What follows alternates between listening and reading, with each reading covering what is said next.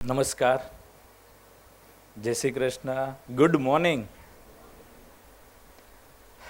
સૌથી પહેલાં આપણા જે મંચસ્થ ઉપર સૌથી પહેલાં આપણા જે વડીલો અને આપણા લીડર બેઠા છે એમને આપણે ખાસ નોંધ લેવી છે. આદરણીય કાનજીભાઈ ભાલાળા સાહેબ જે આપણા સમાજના પ્રમુખ અને આપણા આમ કહેવાય ને કે વિચારોના હાલતા ચાલતા યુનિવર્સિટી એવા કાનજીભાઈ ભાલાળા સાહેબ, આદરણીય કાનજીભાઈ ભાલાળા સાહેબ આજે વિચાર શરૂ કર્યો. આજે 173મો વિચાર છે અને મને એક ખરેખર ગર્વ છે કે એક આ થર્સડે થોટ્સનો હું એક શરૂઆતનો એક ભાગ રહી ચૂક્યો છું અને જ્યારે પણ સમય મળે છે ત્યારે આનો લાભ લઉં છું. કાનજીભાઈ ખૂબ ખૂબ આભાર. તમે આ જ્યારે પહેલો વિચાર જ્યારે શરૂઆત કર્યો ત્યારે પણ મને પણ લાભ મળ્યો તો મારા ફોનમાંથી ફોટો પાડવાનો. સાથે સાથે સમાજના ઉપપ્રમુખ અને અમારા ગોલ્ડન વિલેજ રફાળાના પ્રણેતા સૌજીભાઈ વેકરિયા, અમારા સૌજી કાકા આદરણીય, જેણે અમને શીખડાયું કે કેમ સ્ટેજ ઉપર ઊભું રહેવાય, કેવી રીતે કાર્યક્રમ કરાય, કેવી રીતે કોઈને માન સન્માન આપવું જોઈએ, કેવી રીતે કોઈને આદર દેવો જોઈએ, એક આખી ડિસિપ્લિન. અમે એમની પાસેથી જો સૌથી મહત્ત્વની વસ્તુ કોઈ શીખાવે ને હું જાહેરમાં સ્વીકારું છું તો એ છે ડિસિપ્લિન. કાકાએ કહી દીધું કે 7 વાગે પ્રોગ્રામ ચાલુ થશે એટલે એ પ્રોગ્રામ ચાલુ જ થઈ જાય એમ. એટલે એ અમે એમની પાસેથી ડિસિપ્લિન શીખ્યા છે કે ભાઈ 7 વાગે એટલે 7 જ હોય, પછી 8 ન હોય એમ. તો એ અમારા આમ તો ગુરુ, અમારા પ્રણેતા અને અમારા જે પણ કહો અમારા વડીલ શ્રી કાનજીભાઈ, આપણે સૌજીભાઈ કાકા, બાજુમાં બેઠા છે ભવાનભાઈ નવાપરા સાહેબ, ભાવેશભાઈ રફાળિયા સાહેબ, મારા પાર્ટનર બિપિનભાઈ કસવાળા, જેમણે 2008થી અમે જ્યારે એકદમ નાની એવી શરૂઆત કરી ત્યારથી અવિરત મારી સાથે રહ્યા છે. ખંભેથી ખંભો મિલાય આમ કહેવાય ને કે એક ભાઈની જેમ, મોટા ભાઈની જેમ, વડીલની જેમ જે મારી સાથે રહ્યા છે એવા મારા પાર્ટનર બિપિનભાઈ કસવાળા, સાથે અરવિંદભાઈ ધડુક સાહેબ, હાર્દિકભાઈ, દિલીપભાઈ, બધાનો ખૂબ ખૂબ હું આભાર વ્યક્ત કરું છું કે ભાઈ મને એક ખાસ મોકો મળ્યો આજે અમારો વિચાર અથવા અમારી વાત રજૂ કરવાનો. ખાસ મારે છે ને જ્યારથી અમે એક શરૂઆત કરી ને ત્યારથી થોડી મારે વાત કરવી છે. 2018માં અમે 30,000થી એક નાની એવી રકમથી અમે શરૂઆત કરી. 2008માં અમે એક નાની એવી અમારી 30,000ની રકમથી અમે એક શરૂઆત કરી. મારું ગ્રેજ્યુએશન છે BBA અને 18 એટીકેટીથી BBA પૂરું કર્યું હતું. કારણ કે પપ્પા કરિયાણાની દુકાન ચલાવતા, હું એકને એક ભાઈ, અને અંજનીમાં નાની એવી અમે દુકાન ચલાવતા, ઉપર અમારું રહેવાનું. એટલે ભણી આવી બેગ મૂકીએ ઘરે અને દુકાને બેસી જવાનું. એટલે એમ કહેવાય ને કે લોહીમાં ધંધો આવી ગયો હતો એમ. એટલે જ્યારે નાના હતા ત્યારે દુકાને બેસતા, કરિયાણાની દુકાને શ્રીફળ વેચતા ને એ બધું કરતા, અને સાથે દુકાનની સામે હનુમાન દાદાનું મંદિર પણ હતું એમ. એટલે ત્યારે દાદાના ભક્ત પણ થઈ ગયા. એટલે સાથે થોડું ઘણું સેવા પણ ચાલુ કરી અને કામ પણ ચાલુ કર્યું. ઓફિશિયલ BBA પૂરું થયા પછી મેં અને બિપિનભાઈ જે મારા જીજાજી છે, પોતે M.Pharm છે અને હું એક ગ્રેજ્યુએટ, એટલે અમારું બંનેનું એક રીતે કોમ્બિનેશન થયું અને 30,000ની અમારી એક નાની એવી બચતથી અમે એક ધંધાની શરૂઆત કરી, જેમાં આયુર્વેદિક હેર ઓઇલનું અમે વેચાણ કરતા.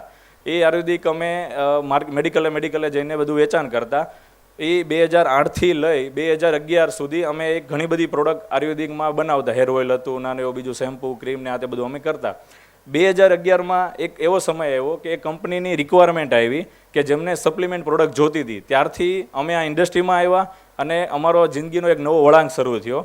2011માં અમે એ હેર ઓઇલવાળું છે એક અમારા ખાસ ફ્રેન્ડ હતા, એમને એક બિઝનેસ હેન્ડઓવર કર્યો અને સપ્લિમેન્ટ ઇન્ડસ્ટ્રીમાં એઝ અ મેન્યુફેક્ચરર લેવલે અમે અમારું નાની એવી 4 રૂમની ફેક્ટરી ચાલુ કરી કામરેજ ઉદ્યોગનગરમાં. ત્યાંથી અમારી સફર શરૂ થઈ. ત્યારે એક રિક્વાયરમેન્ટ અમારા કસ્ટમરની એવી હતી કે ભાઈ એમને એક જનરલ પ્રોટીન પાવડર જોઈએ છે જે બધા જ એજના લઈ શકે, સારો ટેસ્ટ હોવો જોઈએ, સારી ક્વોલિટી હોવી જોઈએ. એ એક વિઝનથી અમે કંપની ચાલુ કરી. એક પ્રોડક્ટથી ચાલુ કરી, પછી બીજી પ્રોડક્ટ, ત્રીજી પ્રોડક્ટ, ચોથી પ્રોડક્ટ. અમારી કંપનીનું નામ છે ન્યુટ્રા હેલ્થકેર પ્રાઇવેટ લિમિટેડ. આજે અમે 3,000થી વધારે પ્રોડક્ટ બનાવીએ છીએ, 52+ કરતાં વધારે કન્ટ્રીમાં એક્સપોર્ટ કરીએ છીએ. અને આજે કંપનીની અમારી ટોટલ 4 ફેક્ટરી છે, 4 સુરતમાં આવેલી છે. બીજું કે ન્યુટ્રા હેલ્થકેર લિમિટેડ કરીને અમારી યુકેમાં પણ ઓફિસ છે, જે અમે છેલ્લા 2 વર્ષથી ચલાવીએ છીએ. અને ટૂંક સમયમાં અમે એક યુનિટ UK પણ કરવા જઈ રહ્યા છીએ.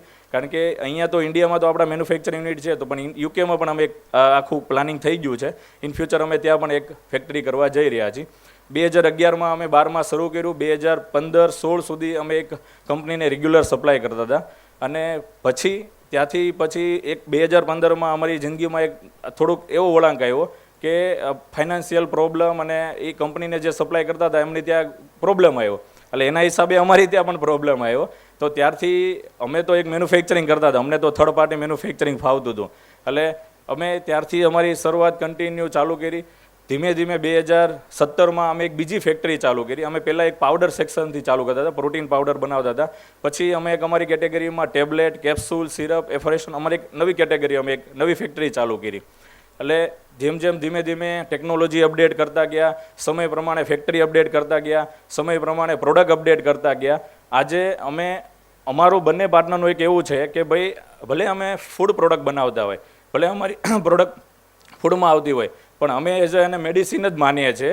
એટલે આજે અમારી જે ફેક્ટરી છે ને એ ફાર્મા લેવલની અમે બનાવી છે કે ત્યાં world class facility, world class packaging, world class machinery અને બધું જ અમે વર્લ્ડ ક્લાસ આપી શકીએ એમ. તો અમે એક વિઝનથી ચાલીએ છીએ કે ભાઈ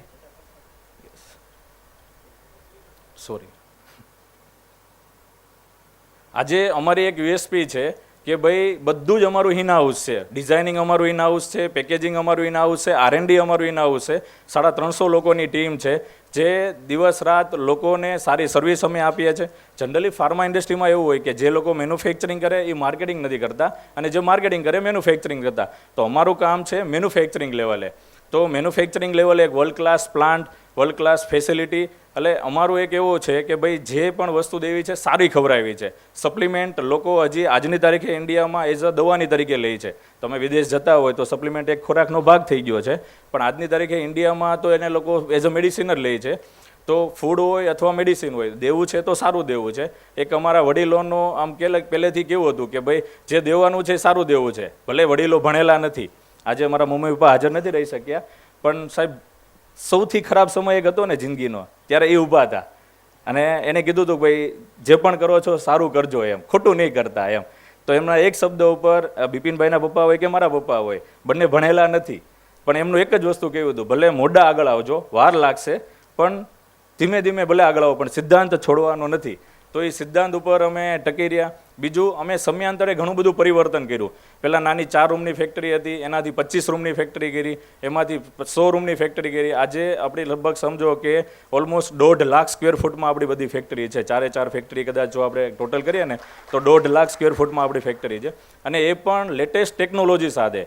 એવું નહીં કે ફૂડ છે તો નોર્મલી એલ્યુમિનિયમ પાર્ટેશન હોય, સાદું એસી મૂકી દીધું બનાવી દીધું, એવું નહીં. વર્લ્ડ ક્લાસ ફેસિલિટી સાથે. અને આમ એને તમે કહો ને તો એઝ અ ફાર્માની ફેસિલિટી મુજબ અમે કામ કરીએ છીએ.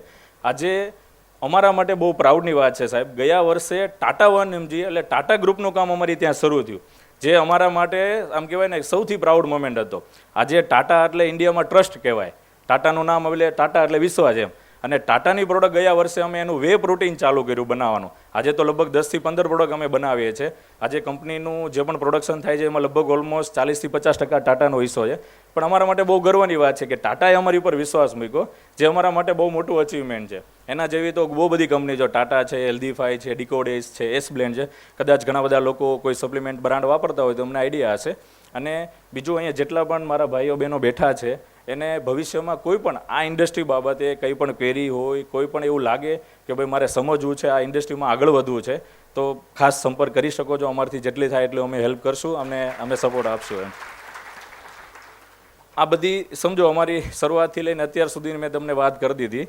હવે આ બધું શક્ય બન્યું છે ને એમાં ઘણા બધા બહુ બધા મહત્ત્વના પાસા છે. જે મેં તમને કીધું, અમારું પરિવર્તન હોય, સિદ્ધાંત હોય, કે અમે જે પણ અપડેટ થયા છીએ એ બધું છે. પણ સૌથી વધુ જો કોઈ મહત્ત્વનું પાસું હોય અને જે મને અંદરથી ગમતું હોય ને તો એ છે ફાઇનાન્શિયલ મેનેજમેન્ટ, ફાઇનાન્શિયલ ડિસિપ્લિન પણ કહી શકીએ. કે ભાઈ એ જો એમાંથી ચૂક્યા, એક લક્ષ્મણ રેખા છે, ફાઇનાન્શિયલ ડિસિપ્લિનની લક્ષ્મણ રેખા છે. જો લક્ષ્મણ રેખા ચૂક્યા તો રાવણ આવી જાય. બહુ સિમ્પલ. એટલે એ ડિસિપ્લિનની જે છે ને એ એનો અનુભવ હું તમને કહું. 2015માં અમે જે કંપની સાથે કામ કરતા, સમહાવ એની ત્યાં ગવર્મેન્ટના બધા પ્રોબ્લેમ્સ આવ્યા, રેડ આવ્યા, તો એને હિસાબે અમારું પણ કામ ઊભું રહી ગયું. અમારી પાસે સાહેબ જાહેરમાં સ્વીકારું છું, એકાઉન્ટમાં ₹1 લાખ હતા અને 65 લાખ રૂપિયા દેવાના થયા. પરિસ્થિતિ બહુ ખરાબ હતી. ખરેખર એવું સમય હતો કે ક્યાંયથી ₹1 ઉછીનો મળી શકે એમ નહોતો, વ્યાજે મળી શકે એમ નહોતો, લોન તો દે એમ નહોતી બેંક. એટલે એ સમયે અમે એવું નક્કી કર્યું બંને પાર્ટનરે કે ભાઈ આ વીટી છે, આ હોલમાં ખોવાની છે તો અહીંથી જ ગોતવાની છે, બીજે ક્યાંય ગોતવાની નથી. એટલે અમે એક ફાઇનાન્શિયલ બંને બેસીને પ્લાનિંગ કર્યું કે ભાઈ એ બનાવવાના માસ્ટર છે. અમે એને હાલતી ચાલતી લેબોરેટરી કહીએ. જેમ કાંજીભાઈ હાલતી ચાલતી વિચારોની યુનિવર્સિટી છે ને, બિપિનભાઈ હાલતા ચાલતા અમારા લેબોરેટરી છે. કોઈ પણ પ્રોડક્ટ આપો એ ટેસ્ટ કરે, સૂંઘે કે અથવા જોઈ લે ને એટલે કહી દે કે ભાઈ આમાં આ જ છે, બીજું પતી ગયું એમ. કારણ કે એટલો બધો એમનો 3,500 પ્રોડક્ટ એકલા વન મેન આર્મી એમણે ડેવલપ કરી છે અમારી ત્યાં. એટલે એમણે આખું બનાવવાનું મેનેજમેન્ટ હાથમાં લઈ લીધું, બાકીનું આખું જે મેનેજમેન્ટ હતું એ મેં હાથમાં લઈ લીધું. અમે જે ભાડું ભરતા હતા સાહેબ, 45,000 રૂપિયા ફેક્ટરીનું ભાડું હતું, એ 24 કલાકનું ભરતા હતા. અમે તો પહેલાં શરૂઆતમાં કામ કરતા 9 થી 7, પછી બંને પાર્ટનરે નક્કી કર્યું કે ભાઈ આપણે તો 24 કલાકનું ભાડું ભરીએ છીએ, તો કેમ આપણે રાતની શિફ્ટ ન ચાલુ કરીએ. એટલે અમે સવારના 9 થી રાતના 4 વાગ્યા સુધી બંને પાર્ટનર ફેક્ટરીએ રહેતા 2015માં. હા, એ સમય એવો પણ હતો, મેં જે ફાઇનાન્શિયલ ડિસિપ્લિનની જે ડિસિપ્લિનની વાત કરી ને, એ સમય એવો પણ હતો કે મોટી મોટી બ્રાન્ડની ડુપ્લિકેશન બનાવવા માટે અમને ઓફર આવતી.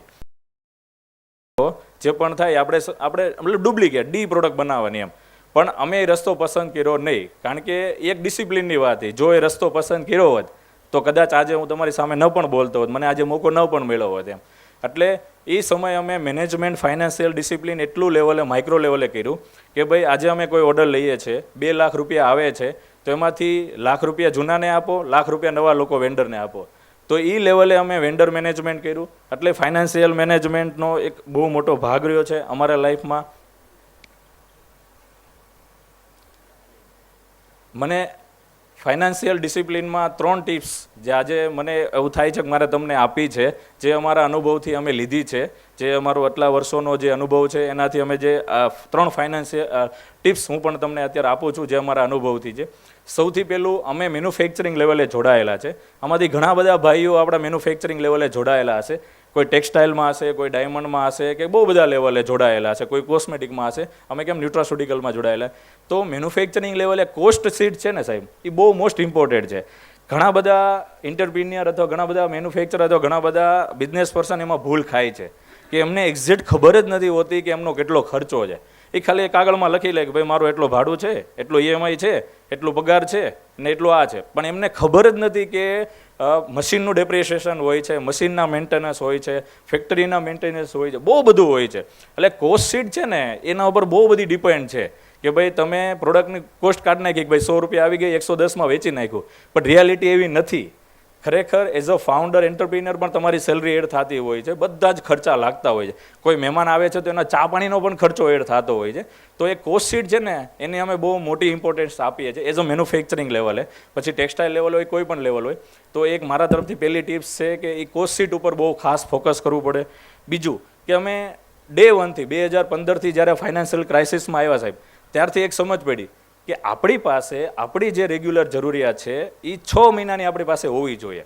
સમજો, બેઝિક કંપની કોઈ ચલાવે છે કે દુકાન ચલાવે કે ધંધો કોઈ પણ કંપની હોય, તમારો મહિને લાખ રૂપિયાનો પગાર છે, એમ્પ્લોયનો હોય, ભાડું હોય, બધું થઈને 1 લાખ રૂપિયાની તમારી મેન્ટલી દર મહિનાનો ખર્ચો હોય, તો એટલીસ્ટ 6 મહિનાનો તમારી પાસે હોવો જોઈએ. આ 6 મંથ બેકઅપ છે ને, એ મારા એક મિત્ર છે ચેતનભાઈ, મેં એમને વાત કરી કોરોના પહેલાં, મને કહે હું રાજુભાઈ આવી વાત કરો એમ, આવું થોડું હોય કે એ બધું વ્યાજે લઈ લેવાના કરી લેવાનું થઈ જાય, બધું ઉપાધિ નહીં, કામ બહુ મોટું. સાહેબ કોરોના આવ્યું ને તો સમજાણું, કોરોના પછી કે તમે કહેતા હતી સાચું હતું, એટલીસ્ટ 6 મહિનાનું બેકઅપ હોવું જોઈએ. કારણ કે ગમે ત્યારે ગમે એ બિઝનેસમાં પ્રોબ્લેમ આવી શકે છે.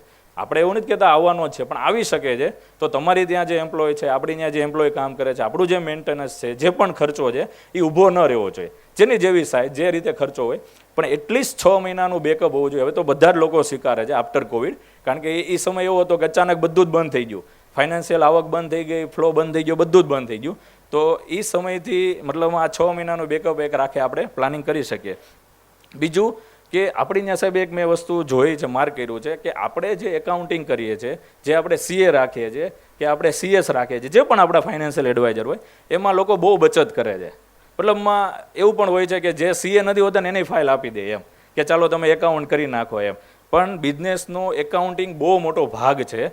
એ સ્ટાર્ટિંગમાં ખબર નહીં પડે, પણ તમે જેમ જેમ આગળ વધતા જશો, ઇન ફ્યુચર આપણે પ્રાઇવેટ ઇક્વિટી લેવાની થશે, ઇન ફ્યુચર આપણે IPOમાં જવાનું થાય, ઇન ફ્યુચર આપણે કંઈ પણ આપણે આપણું ફાઇનાન્શિયલ ડેટા મેનેજમેન્ટ કરવાના થાય, ત્યારે બહુ મહત્ત્વનો ભાગ છે કે એકાઉન્ટિંગ છે ને એ CA વ્યક્તિ છે જે આપણા એ પ્રોપર હોવા જોઈએ.